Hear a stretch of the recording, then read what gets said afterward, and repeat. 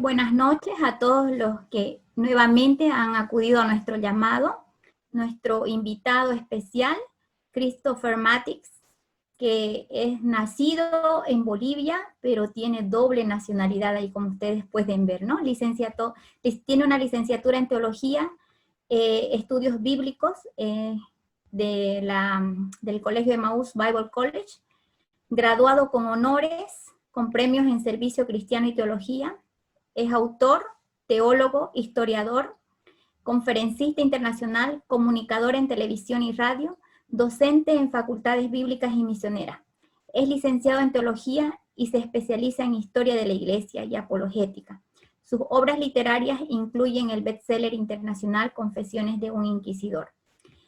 Quiero darte nuevamente la bienvenida, Christopher. Gracias por compartir con nosotros y esperamos que realmente este tiempo sea de mucha bendición. El auditorio es tuyo. Muchas gracias. Gracias por la oportunidad nuevamente a Action Center Bolivia y muy buenas noches a todos. Espero que estén muy bien en esta oportunidad. Aquí estamos todavía en la media tarde. Como pueden ver, estamos hablándoles desde Seattle, Washington, aquí en Estados Unidos.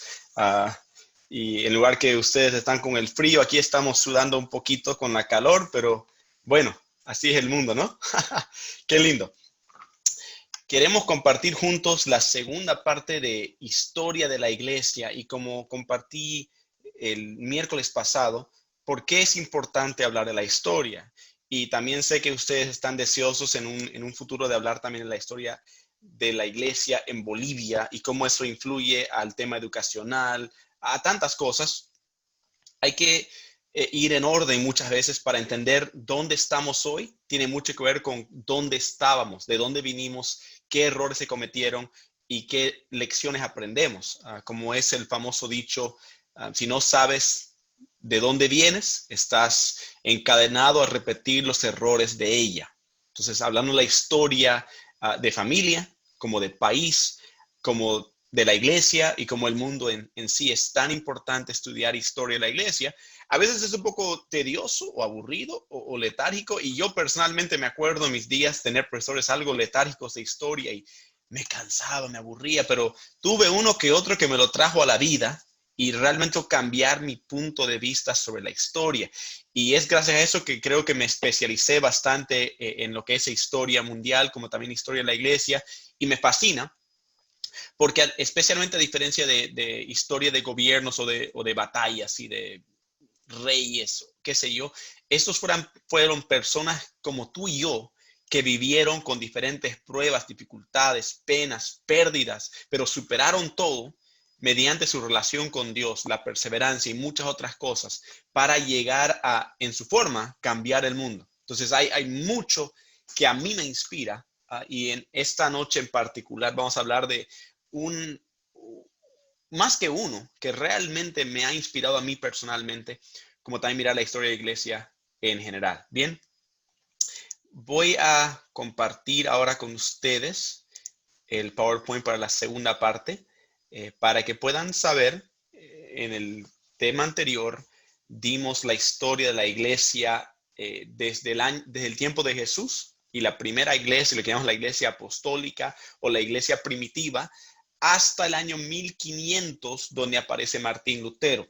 Hablamos sobre la iglesia, los retos de la iglesia, que era la persecución, y luego llevó a las herejías, y luego llevó a la corrupción, de donde surge eventualmente, yo diría unos 1000 años después de Jesús, lo que hoy día entendemos como la iglesia romana católica, que llegó a ser bastante corrupta, penosamente, se aferró al poder, al dinero y puso la Biblia de un lado.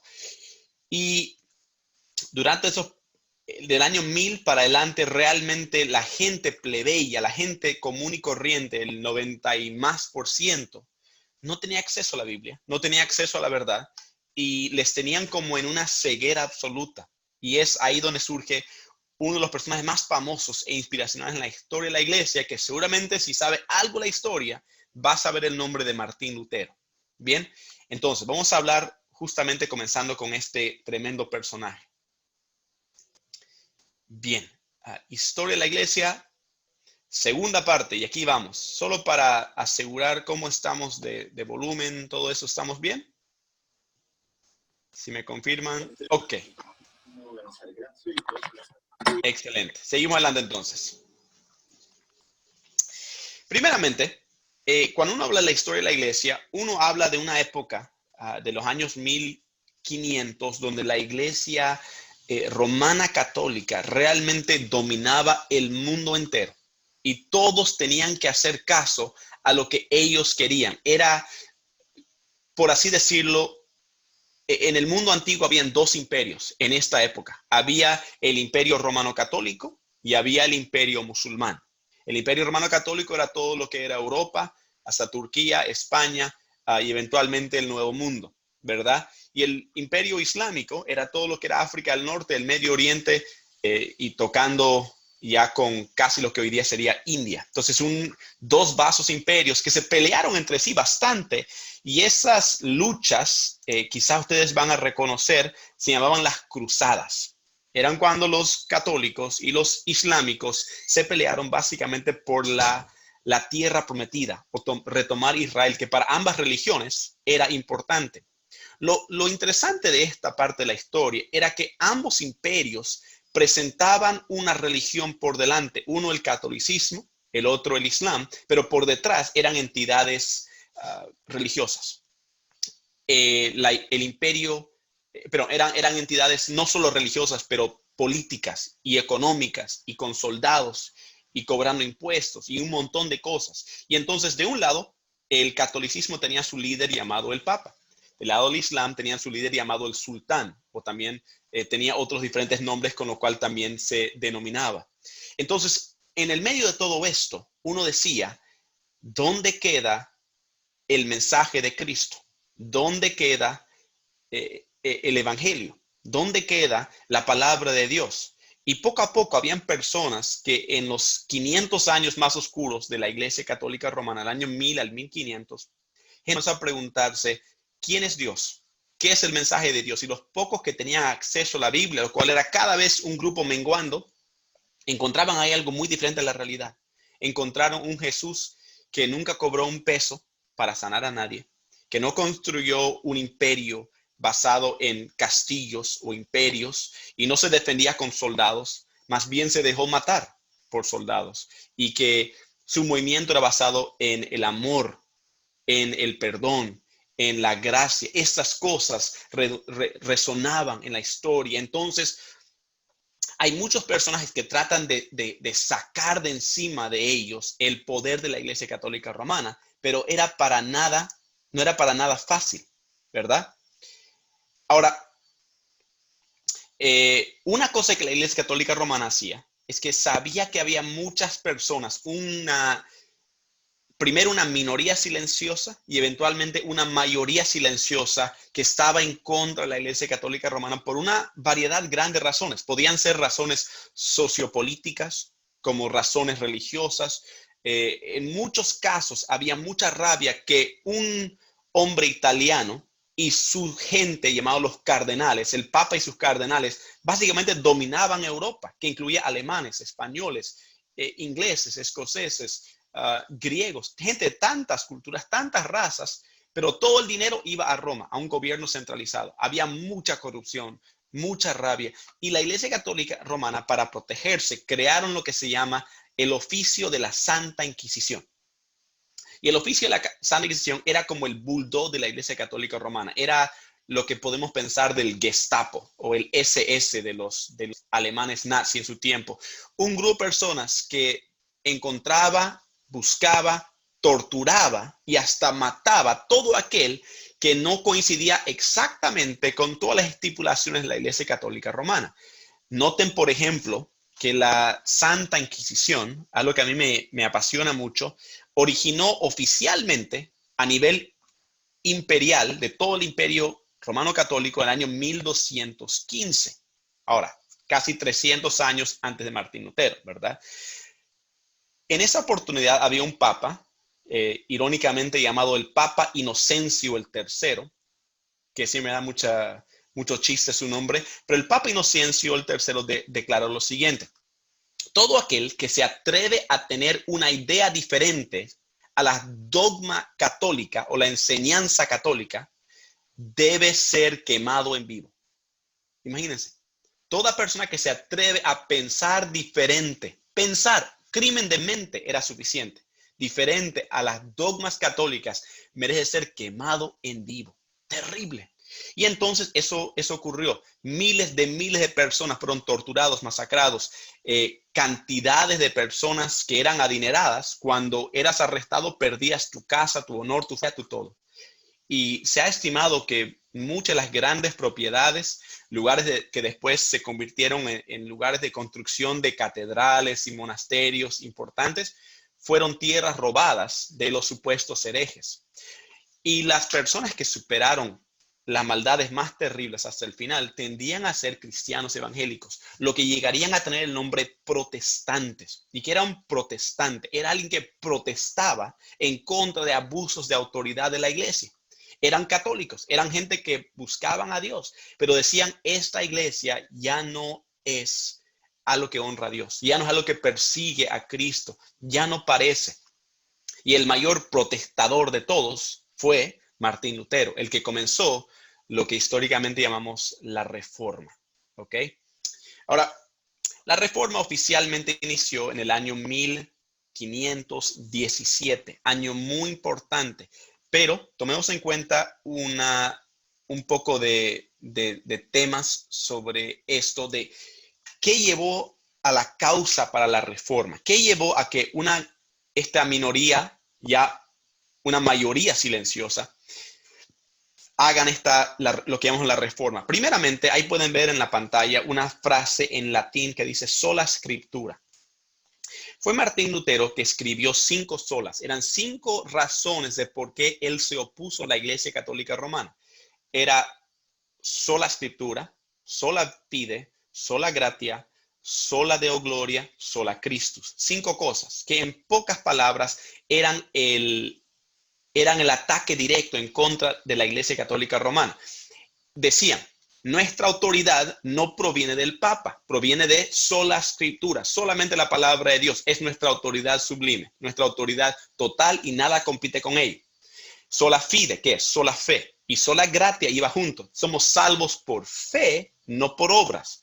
Somos salvos por gracia, un regalo de Dios dado por Cristo en la cruz y no por medio de la iglesia o tradiciones o monjes o curas o papas o nadie.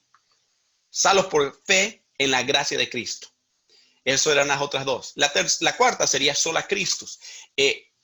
Eso tiene que ver con el enfoque de toda la palabra de Dios. Apunta a la necesidad para Cristo.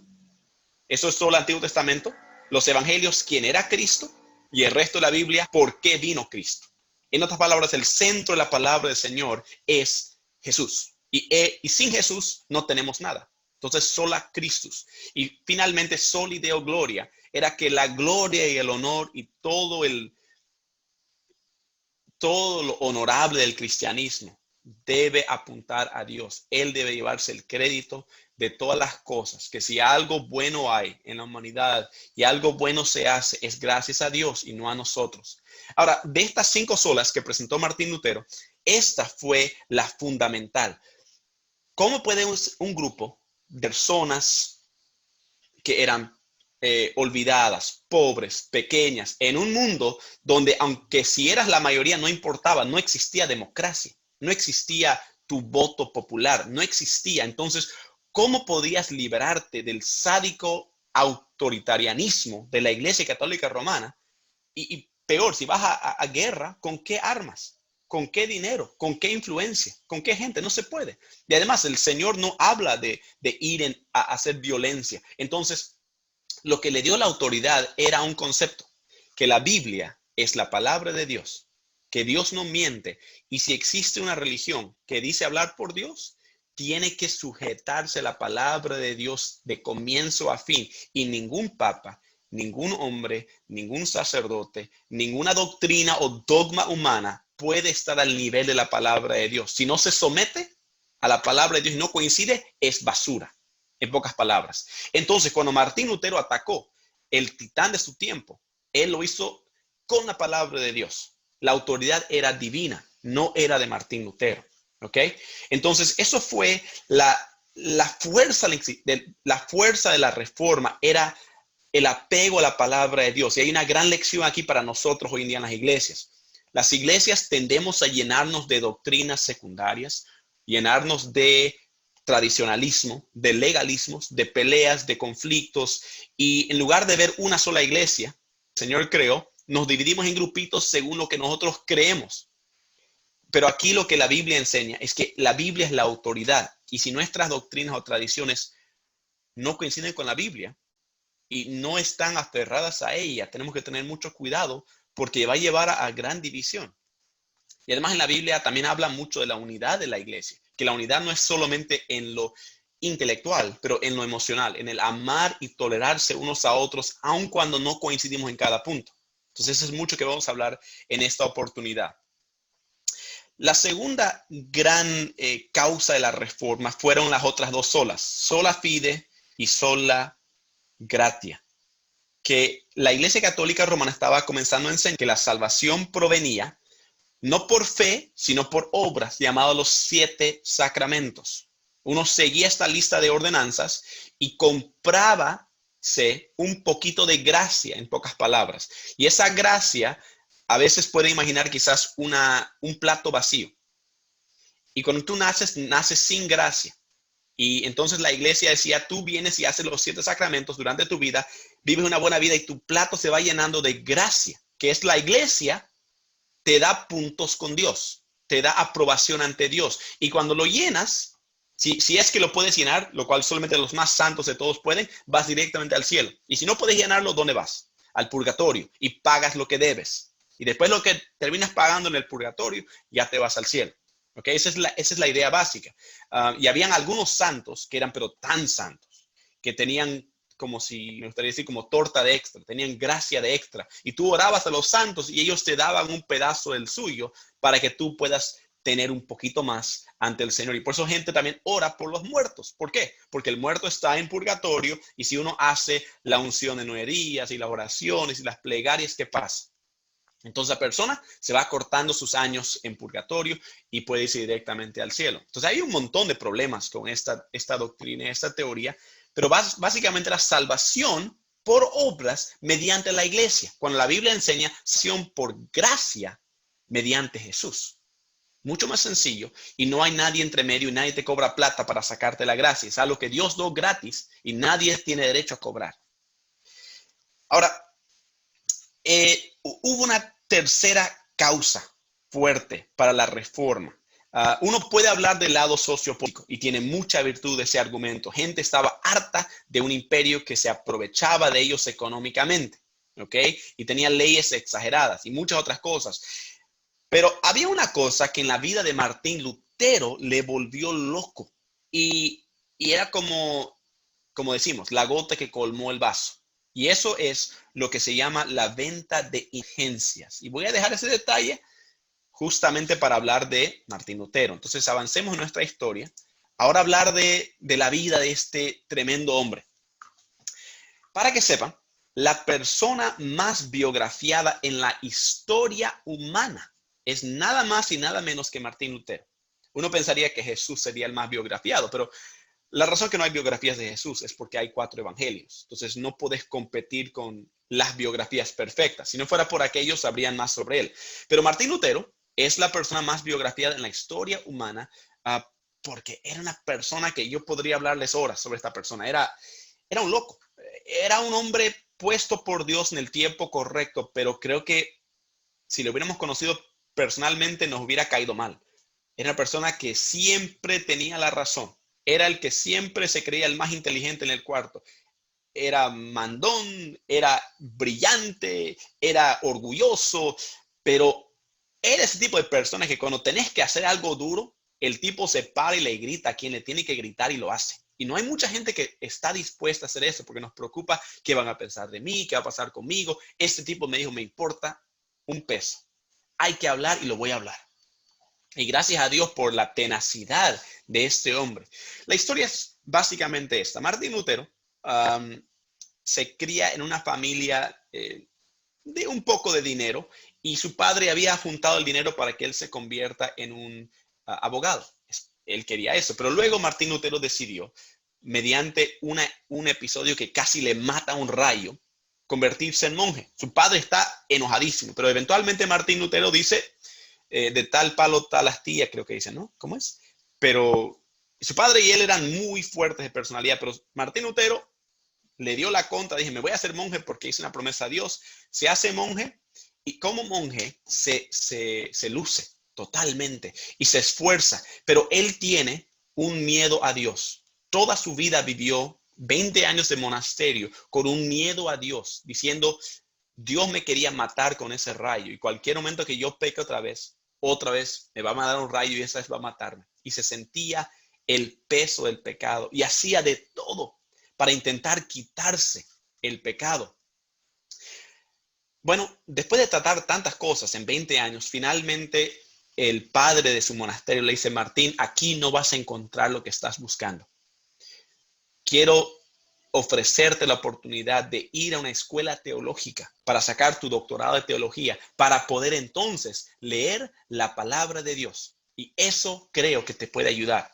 Y fue un gran honor. Tienen que entender que solamente los teólogos en doctrina, en teología, los doctores en teología tenían acceso a la palabra de Dios. Solamente ese porcentaje tan minúsculo de los más ricos, más importantes. Y antes que podías abrir la Biblia, te indoctrinaban tu cabeza con qué deberías pensar y después te hacen leer la Biblia.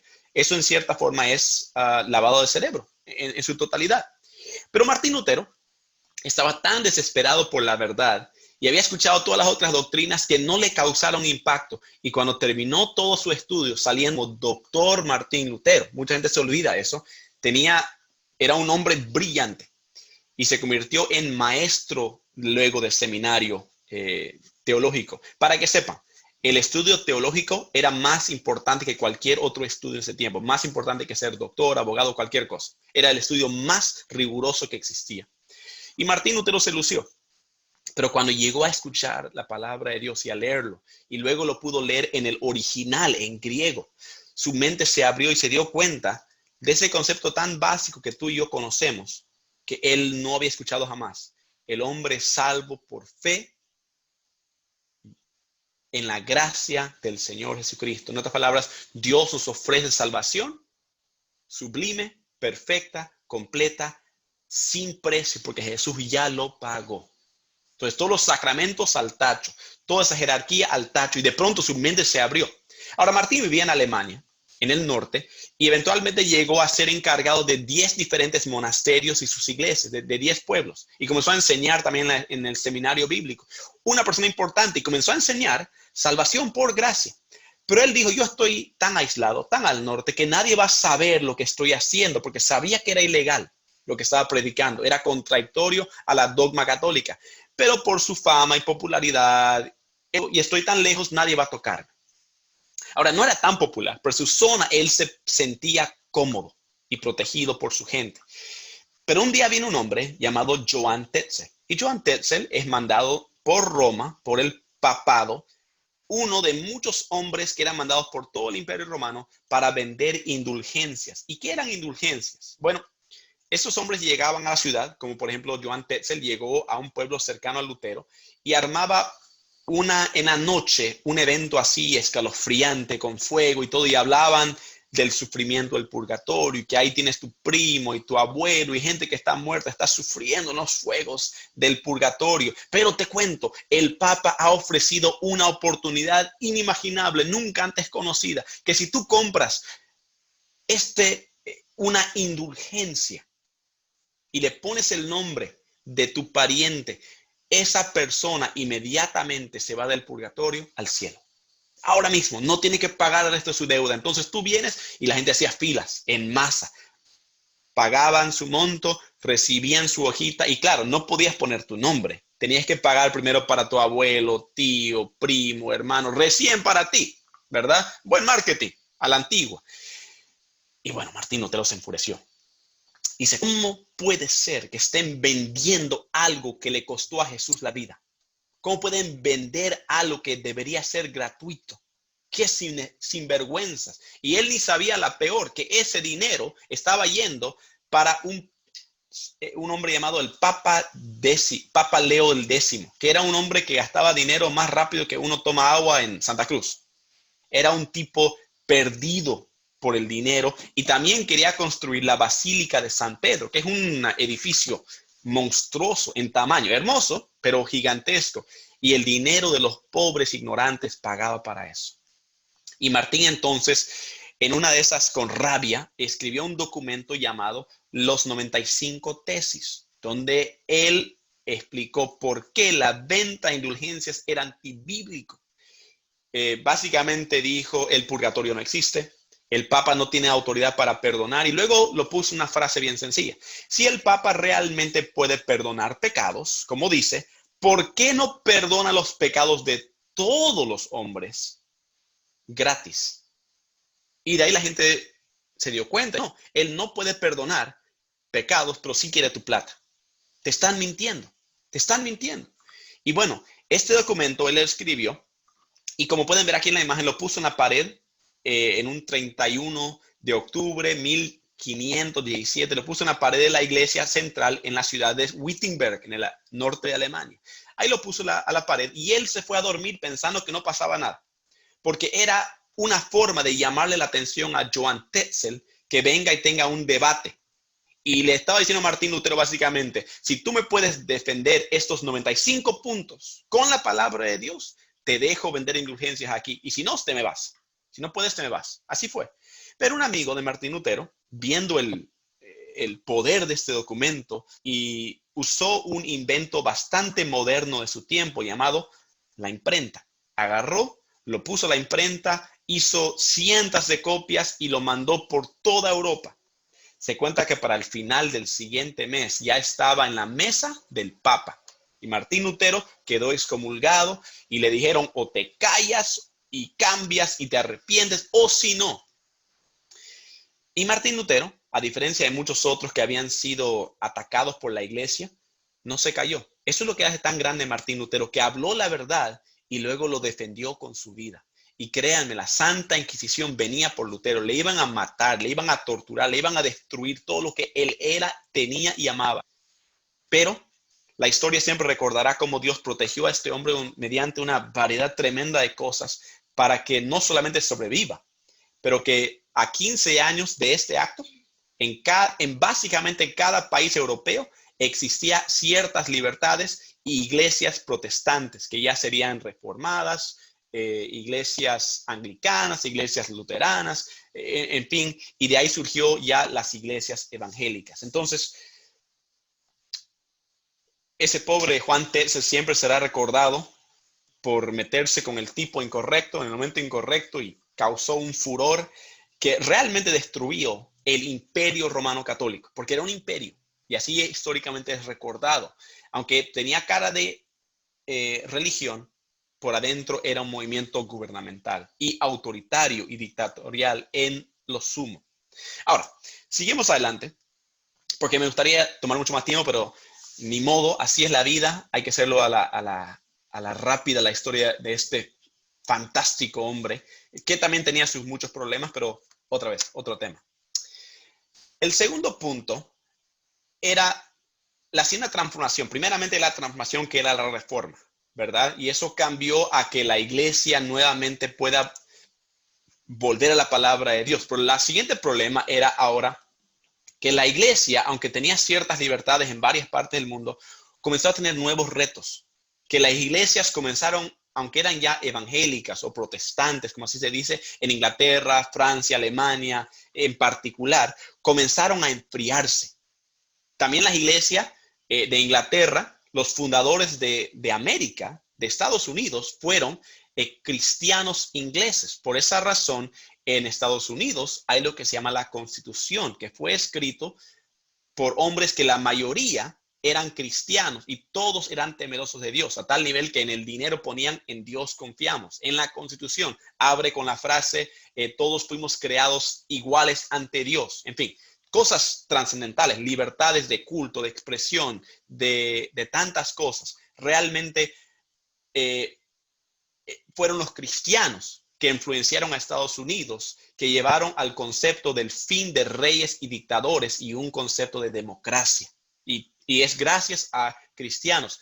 Un poco más tarde también ellos pelearon para deshacer de la desigualdad entre seres humanos y hicieron ilegal, por ejemplo, la esclavitud en Estados Unidos y Inglaterra. Pero ¿quiénes fueron? Senadores cristianos. Impresionante el poder del cristiano cuando sabe su lugar y sabe cómo usar la palabra de Dios para bien y no para su propio. Pero en fin, un tema para otro día. Ahora, el avivamiento era un episodio que la iglesia, más o menos en los años 1730, ahí pueden ver, estaba muy fría, muy rota, con mucha gente con diferentes opiniones, entre cristianos se odiaban, se peleaban y tenían tantos problemas porque había un amor al poder y un amor al dinero. Y entre diferentes denominaciones muy peso pesado se peleaban bastante. Pero gracias a Dios que en este tiempo aparecieron una serie de personas que en este tiempo tan triste y agobiante, ellos llevaron a lo que se llama históricamente el gran avivamiento. Quizás en su iglesia hablan de avivamiento, avivamiento. Bueno, sin dar mucho enfoque a eso de hoy, ¿de dónde surge la palabra avivamiento? Es una época histórica llamada el gran avivamiento y realmente hubieron dos, pero la más importante es la primera. Entonces, la iglesia estaba muriéndose con problemas internos, apartándose nuevamente del enfoque bíblico y yendo por el mismo camino que había destruido la iglesia católica romana. Pero gracias a ciertos hombres y mujeres de la fe, en esta época del gran avivamiento, pudieron salir estos evangelistas que fueron a cada parte de Inglaterra, Europa y Estados Unidos para predicar nuevamente que no es la iglesia y tu denominación que te salva, es Cristo. Volver a la raíz. Y trabajando juntos, hubo un tremendo avivamiento y mover del Espíritu Santo hasta que revolucionaron nuevamente la iglesia. Y eso llevó, en cierta forma, a una iglesia mucho más fuerte. Al mismo tiempo, eso llevó a una nueva época más tarde, que era el llamado a misiones. Si ustedes miran históricamente, por 1700 años, la cantidad de misioneros se puede contar en una mano. Las épocas. La primera época era la época de los apóstoles. Todos salieron para predicar el evangelio, algunos como Tomás hasta la India. Imagínense, ir a pie una cantidad terrible de distancia y cada uno murió por su fe predicando el evangelio. Luego de ahí hay unos cuantos nombres que sobresalen, pero muy poco. Era la gente, estaba con tantos problemas locales que no podían pensar en dificultades internacionales. Pero había gente en China, en India, indígenas en Sudamérica y Centroamérica y Norteamérica que nunca habían escuchado el evangelio. ¿Quién iba a ir a ellos? La gran comisión era vayan a todo el mundo y prediquen el evangelio. Muchos se preguntan, por 1700 años, ¿habían cristianos en esas zonas? Bueno, según las estadísticas, no. ¿Pero será que Dios se había olvidado de ellos? ¿No les amaba a ellos? Trae muchas preguntas. La iglesia había fracasado rotundamente en su rol de llegar al mundo con la buena noticia. Y en lugar de eso estaba metido en problemas, en luchas, en denominacionalismo, en guerras, en tantas cosas que no importaban. Y la iglesia no estaba haciendo su trabajo. Pero gracias al gran avivamiento, gracias a lo que llevó las libertades que trajeron en Estados Unidos y eventualmente a Inglaterra y al mundo la idea de constituciones, libertades, economía libre, lo que también llamamos la clase media, como es que hubo un poco más de dinero, también el movimiento internacional de importación, exportación, especialmente con la India, Australia, América, con barcos, llevó a la oportunidad de que cristianos digan, ¿por qué no vamos a predicar el evangelio? Salieron primero por barco, después en los años 1900 para adelante por medio de avión o lo que uno pueda al mundo. Entonces la era misionera realmente comienza al final de los años 1700 y comienzan a ir por el mundo a hacer la gran comisión. Y la época realmente fuerte fue en los últimos años de 1700 hasta 1950. Ahora Estados Unidos ha cambiado bastante y ya no es tan fuerte el movimiento cristiano aquí como antes. Es un país que está deteriorando bastante a nivel moral, espiritual, desde hace 50 años atrás y más, ¿verdad? Inglaterra, ya está perdida. Europa, que era la cuna religiosa. Tú vas ahorita a Alemania, a España, hay más ateos que cristianos. Entonces, ¿cómo se ha ido secando ahí? Pero ha estado floreciendo, por ejemplo, en Sudamérica, Centroamérica, Asia, Medio Oriente, África, el evangelio. Entonces, es como que ahora lo que pasa es que con Estados Unidos decayendo la cantidad de misioneros que mandan, ¿de dónde van a venir los misioneros ahora? De Sudamérica, de Asia, de África. Ahora tenemos que nosotros mandar misioneros a Estados Unidos, a Europa, para reavivar toda esa muerte y esos problemas de posmodernismo y ateísmo y darwinianismo y odio por la familia nuclear y todos esos problemas. Más bien nosotros, cuando hablas de Bolivia, quizás económicamente no estamos tan bien, pero moralmente tenemos una gran superioridad a los retos que se viven en países actuales como Estados Unidos. Y tenemos cosas por lo cual dar gracias, realmente. Pero es como que los misioneros vinieron de Europa a Estados Unidos, de Estados Unidos a Sudamérica. Y ahora hay que volver al revés, en cierta forma. Pero cuando se hace eso, cuando se sigue la gran comisión, eso trae a una iglesia viva, a una iglesia que busca al Señor. Entonces, cuando la gente habla de avivamiento, ¿qué están hablando? Lo que deberían hablar no es de ir y hacer congresos grandes y gritar y bailar y músicos. Realmente es volver a la palabra de Dios, volver al evangelio y volver a decir, no se trata de mí, sino se trata de lo que yo puedo dar por Cristo a otros. Compartir el evangelio a nivel local, nacional y luego internacional. En fin, un gran tema para tomar en cuenta. Uno de los grandes predicadores de la historia, quizás el mayor predicador de todos los tiempos, surgió y realmente dio vida a lo que llamamos el gran avivamiento. Su nombre era George Whitefield. En los años 1714 él nació, murió en los años 70, pero esa corta vida no era tan longeva, para así decirlo. Llegó a ser una de las personas más conocidas en Inglaterra y Estados Unidos que jamás había existido hace tiempo. En tiempos antes de radio, antes de movilidades, antes de aviones, todo por barco, a caballo, a carro. Él llegó a predicar unas cantidades antes jamás vistos. Por ejemplo, déjenme darles unas cuantas estadísticas de este hombre. Se cuenta que él predicaba 1000 veces al año. Hagan cuentas, 1000 veces al año, que tiene 365 días. Significaba que el hombre predicaba más o menos 3 veces por día, año redondo, por 30 años seguidos. Se estima que predicó 30,000 sermones en su vida, y no eran sermoncitos como hoy día de meditacioncita bonita de 15 minutos. Estas eran prédicas duras, a todo dar, al aire libre, como pueden ver ahí en la imagen, una imagen de Estados Unidos en una plaza abierta, hablando a las multitudes, que le griten, que le hablen, lo que sea. El hombre tenía un fuego para llevar al mundo el mensaje de salvación, porque ¿qué pasaba? Las iglesias estaban tradicionales, cerradas, encapsuladas en su propia forma de pensar, y él dijo, pero ¿qué estamos haciendo con un mundo muriéndose sin Cristo? Y aquí estamos nosotros peleándonos entre denominaciones. Salgamos y prediquemos a Jesús. Y lo hizo. Y comenzó, y fue el primer predicador al aire libre en más de 1000 años. Ahora, la gente de su tiempo le acusaba de ser actor porque gritaba, levantaba la voz, era un loco para muchos. Y él decía, si alguien está en tu casa, si tú estás por la calle caminando y ves que tu casa está incendiado y está lleno de llamas, y sabes que tu hijo está ahí adentro muriéndose, ¿estarías actuando? ¿O estarías gritando a todos que te escuchen, por favor, mi hijo está adentro, ayúdeme a salvarle? Cuando yo miro el mundo que me rodea, dice él, están muriéndose sin Cristo, están yendo al infierno sin Cristo, y quizás la única persona que le puede decir, soy yo. Y no estoy actuando, porque el infierno no es chiste. Y entonces así él predicaba con un fervor incontrolable. Y también le acusaban de predicar al aire libre. Si no se puede predicar al aire libre, hay que predicar en la iglesia correctamente. Y los ingleses eran muy dados a la tradición. Y él se ríe y decía, parece que nadie se lo dijo a Jesús. y a Juan el Bautista, que paraban predicando al aire libre y casi nunca dentro de un edificio.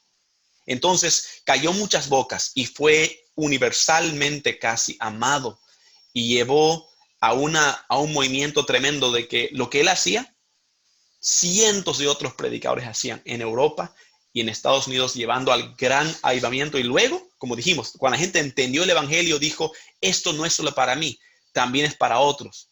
Y comenzaron a decir, no solamente en Inglaterra y Estados Unidos, pero también en India y Australia y Centroamérica y Sudamérica y África.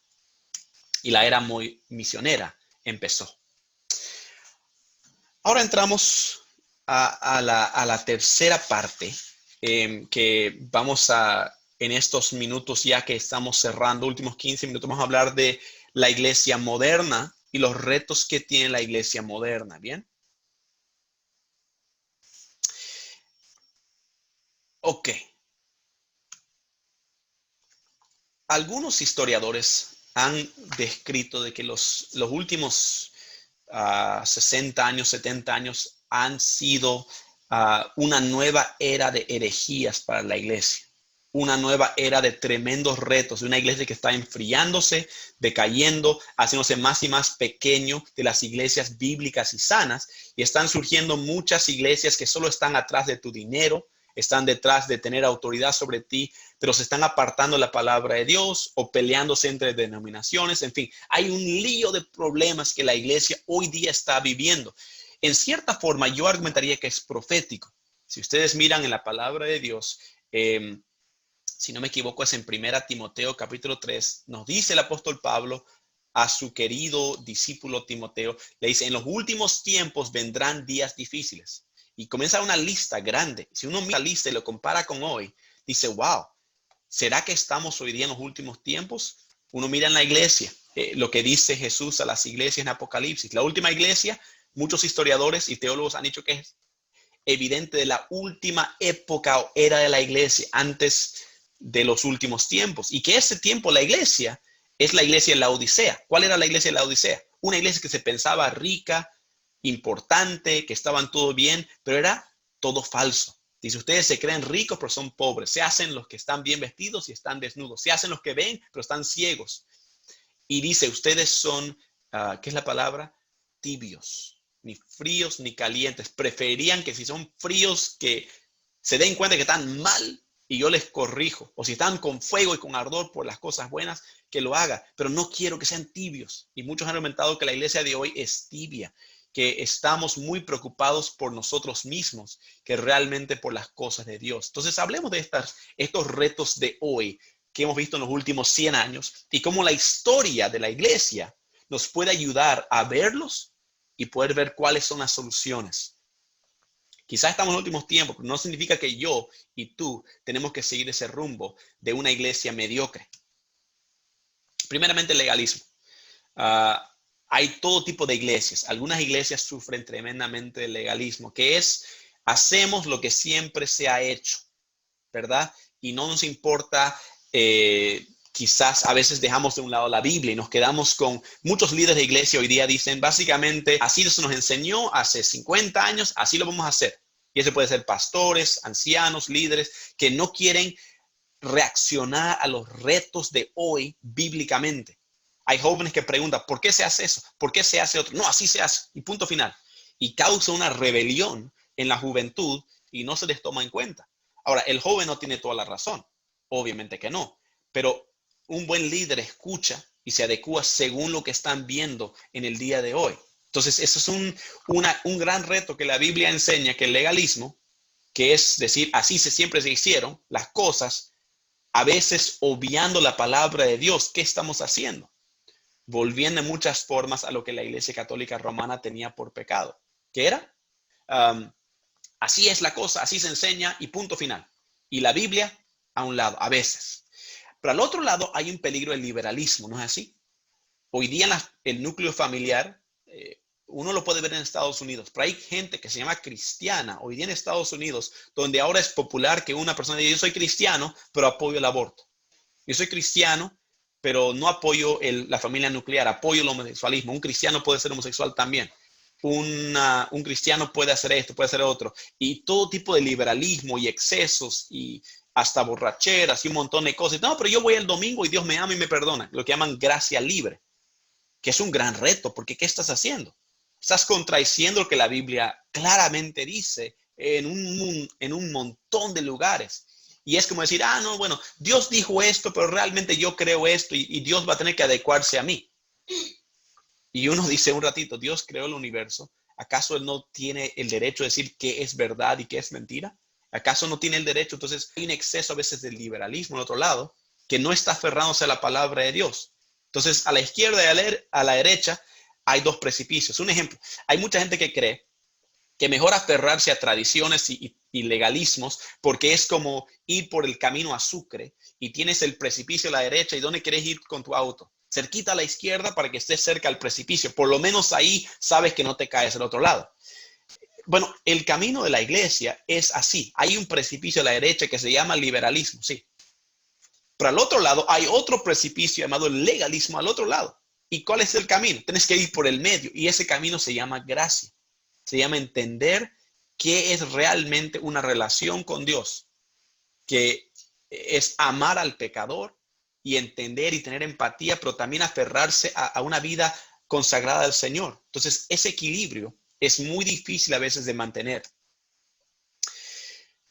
Otro problema muy común hoy en día, cuanto más vamos a las ciudades, vemos más y más materialismo.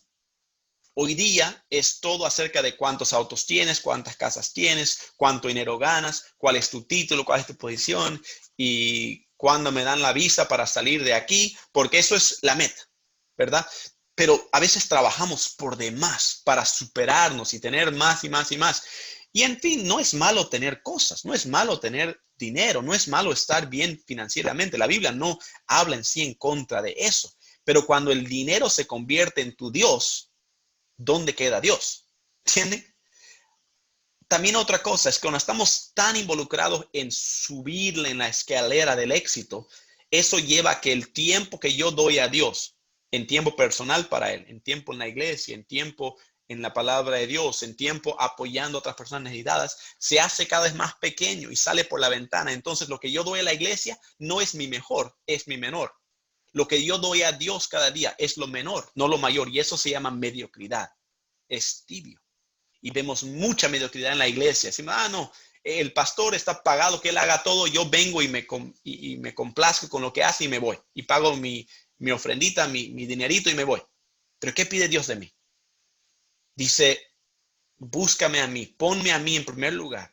Y el resto de las cosas yo me encargo. Entonces, hay una idea de que el cristianismo es algo personal, de cada persona aferrarse a Dios. Otro problema muy grave hoy día es denominacionismo. No sé cuántos jóvenes he visto en Santa Cruz que vienen y me dicen, Christopher, ¿a qué iglesia me recomiendas ir? Uy, y lo pienso honestamente, le digo, tenés de un lado a que pentecostal, que asamblea de Dios, que reformado, que hermano libre, que y después salen un montón de otras cosas también de iglesias nuevas que ni sé qué son, ni sé de dónde vienen. Y yo le digo, sabes, está complicado. Y vas a una y hablan mal de la otra. Esos son unos locos que están por aquí. Y el otro, esa es una iglesia cerrada, están perdidos. Y hay mucha rabia a veces, mucho enojo. Y a veces, penosamente, creo que muchos pastores están muy preocupados por tener suficientes personas en su iglesia para que crezca esa iglesia. Y a veces hasta hablar mal de otro. O si hay alguien que es joven y tiene talento, le tienen envidia en lugar de tratar de superarlo. Y en lugar de hablar de tener una conferencia unida y buscar el bien de la ciudad, de la gente, de algo grande, algo alternativo, no, esta iglesia, esta línea, esta cosa. Y cada vez más encerrados, más pequeños. ¿Se imaginan llegar al cielo? Y ahí está el apóstol Pedro. Y él nos está dando la lista. Le digo, el apóstol Pedro acaso va a decir, bienvenido, Carlos. ¿De qué denominación vienes tú? Tú eres pentecostal. Bueno, aquí puedes entrar, aquí esta esquina, hay un teatro bien grandote, hay música fuerte todo el día, están gritando y saltando y cayéndose, ahí puedes ir.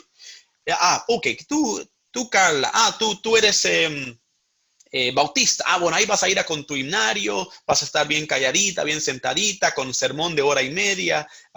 Felicidades, ahí está tu zona en el cielo. Dice, tú, Ramón, tú eres hermano libre. Ok, hay esa iglesia que no tiene una puerta y no tiene ni una ventana y están ahí en su propio mundo. Piensa que son los únicos en el cielo. Y después, qué sé yo, entra, y ¿me entienden? Así es el cielo. En el cielo vas a decir, yo soy esta denominación. Nos reímos porque sabemos no es así. Si Cristo nos salvó. Y eso significa que nos salvó a algunos que somos medio locos, medio perdidos, medio con problemas, medio con nuestras cosas. Pero ¿qué es lo que nos une? No es una denominación, no es el nombre de la iglesia, no es tu pastor, no es todas las doctrinas secundarias, es Cristo. Ahora, la Biblia enseña doctrinas secundarias, sí.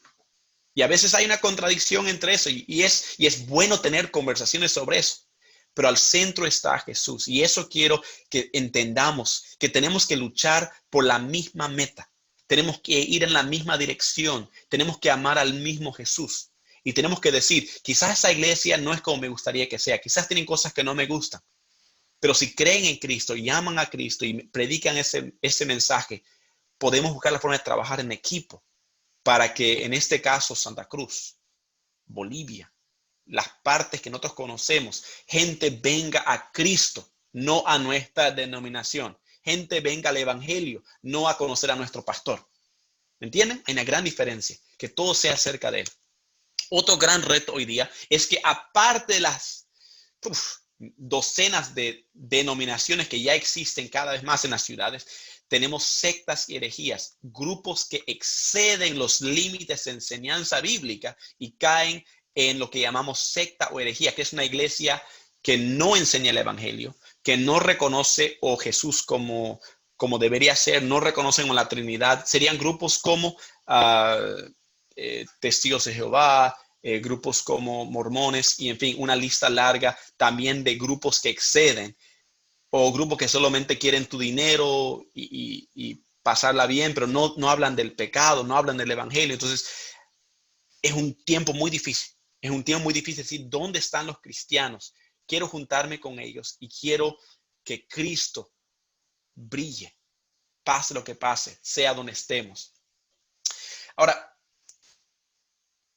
hay una pequeña historia y quería contarles sobre uno de los personajes que más me gusta de historia de la iglesia. Y es un personaje más o menos moderno, porque el hombre casi entró al año 1900, ¿no? De casi a la edad antigua, podría ser el bisabuelo de tú y yo, digamos, está por esa edad, ¿no? O bis quizás. Pero George Mueller fue una de esas personas que realmente ayudó a romper las líneas denominacionales. Este es un hombre que trabajó con Charles Spurgeon, por ejemplo, que era un presbiteriano. George Mueller siendo el fundador de un grupo llamado Los Hermanos Libres. También él trabajó mucho con misioneros, entre ellos eran algunos bautistas, anglicanos, de muchas denominaciones, y decía, tenemos que enfocarnos en el Señor Jesús. George Mueller también fue famoso por crear orfanatorios que dio hogar a más de 10,000 niños. Digamos, y realmente comenzó también a hablar de que el cristiano debe predicar con su boca, pero también vivir con su vida, de hacer un cambio positivo para la sociedad. Esa es una gran lección también, que hay gente que dice, no voy a salir y voy a predicar, pero ¿qué de mi vida? Francis de Asís decía, si alguien camina a un lugar para predicar, pero su caminar no es tan bien su predicar, ¿para qué fue? Está diciendo, tu vida habla al igual que tus palabras. Y hoy día en nuestro mundo hay muchos que tienen un mal concepto de cristianos porque nos hemos peleado entre nosotros, porque no nos hemos entendido, porque no estamos escuchando ideas diferentes. ¿Entienden? Y estamos dando en sí un mal nombre al Señor Jesús. Él quería que sean uno como Dios el Padre y el Hijo son uno. Pero nosotros somos más divididos que otra cosa y crea un sinfín de conflictos entre denominaciones, iglesias, conceptos, ¿me entienden? George Mueller fue una de esas personas que trató de decir, somos todos uno. Y además tenemos que cuidar, porque en este mundo Dios no mandó a ángeles para evangelizar. Hubiera sido bueno, ¿no? Hubiera sido mucho mejor tener una serie de enseñanzas, que un ángel venga y dé historia de la iglesia. Sería mucho más correcto, interesante, todo, pero te tocó conmigo. digamos, ni modo. Y cuando voy a la iglesia, me toca el pastor que me tocó, ni modo. Cuando sale a evangelizar, la gente te escucha a ti y tú tienes que, por tu experiencia, decir lo que puedes. Pero darte cuenta que Dios mandó a nosotros con nuestros retos, problemas, pero no es solamente lo que decimos, sino lo que hacemos. Y George Mueller fue de las pocas personas que habló mucho y hizo más. Un hombre que a los 70 años se convirtió en misionero. Viajó a 42 países. Era todo por barco ese tiempo. Y predicó a más de 3 millones de personas en todo lo que era Europa, África y hasta Estados Unidos. Tremenda trayectoria. En lugar de ir a jubilarse a los 70, fue a predicar. A los 92 años, se estima que había leído la Biblia 200 veces de tapa a tapa y oraba todos los días. Y el día que le encontraron muerto, fue a los 92 años al lado de su cama orando. Fue un hombre de fe que terminó con las botas puestas. Una tremenda inspiración. Si quieren saber más sobre él, les recomiendo que busquen su historia. Una historia realmente fantástica y fabulosa de alguien que vivió su fe y es conocido realmente por su fe. Una última frase para dejarles en el día de hoy, para cerrar el tiempo de qué es la historia de la iglesia. La iglesia debe incesantemente volver a sus raíces, al fervor de la primera iglesia. Perdón, el escritor aquí no sabe escribir. Mil disculpas. A la iglesia, a la primera iglesia, la iglesia primitiva, la iglesia de los apóstoles. Una iglesia sencilla, una iglesia que hablaba y hacía. Ese es el reto de la iglesia de hoy día. Ese es el reto de cada época. Cuando uno mira la historia de la iglesia y uno mira el error de la iglesia católica, es muy fácil ser duros con ellos. Y es muy fácil ser duro sobre gente en diferentes épocas de las iglesias. Uno tiene que darse cuenta que la iglesia pasa por ciclos. Se acerca al Señor y luego va bajando. Es como tú y yo. Cuando alguna vez en tu vida seguramente has tenido unos saltos, pero muy fuertes, que vas a la iglesia y estás cantando y estás emocionado y estás contento. Y otro tiempo que no querés ni aparecer, estás yendo por cumplir o no quieres ni ir, ¿verdad? Y altos y bajos vienen. Igual en la iglesia tiene tiempos que está, épocas, generaciones de estar bíblico al Señor, buscar las cosas de Dios, evangelizar, compartir el evangelio con el mundo, y otras épocas que estamos peleados, enojados, con problemas. Entonces, el reto es esto.